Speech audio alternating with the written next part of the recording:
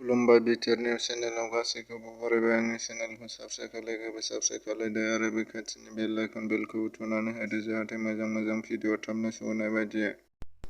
फैलाव नार्जारिया मोनसे गिभअवे लानानै फैदों। नोंथांमोना सोरबाफोर गिभअवेखौ लानो लुबैदोंबा बिथांनि चेनेलाव थांनानै मोनसे कमेन्ट खालायहैबानो जाबाय। कमेन्ट खालायनायजों लोगोसे साबस्क्राइब खालायनायजों लोगोसे लाइक, शेयार खालायनानै होबानो जाबाय बिथांनि चेनेलखौ।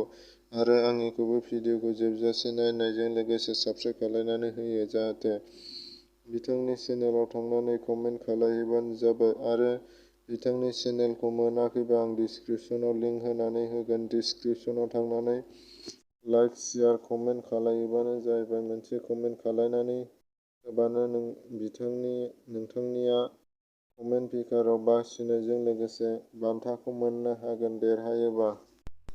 सेरगाव जिल्लानि बड'लेण्ड सोमावसारारि बारग' मावथि आफादा मैया डिमापुरनि बाजार खलायाव सेथि सावराय मेल हाबाफारि लादों।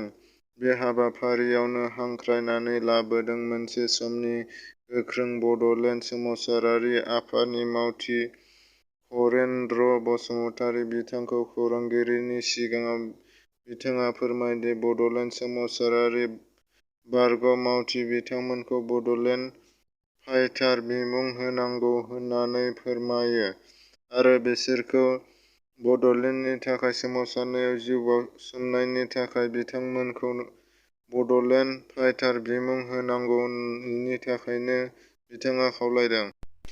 Mission skill and quality education 2021-2025 नैथि हाबाफारि दुलाराय बर' फरायसा आफादनि आफादगिरि दिफिन बर'।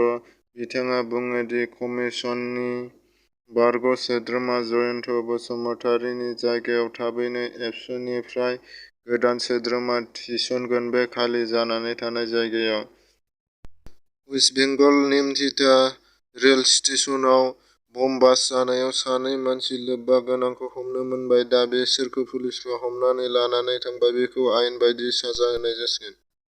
सावस्रि मन्थ्रि हर्ष वर्धन बिथाङा नागालेण्ड मेडिकेल कलेजाव नागालेण्डनि मोनसे अन्थाइ खाम्फा गायसनदों। बिथाङा नागालेण्ड मेडिकेल कलेजाव तिनिसुकिया काकु फोथाराव थानाय सासे पुलिसखौ सोबानाय आइजोखौ मैया हमनो मोनबाय आरो बिथाङा थांनाय 2020 मायथाइनि 8 आगस्तआव सोबादोंमोन।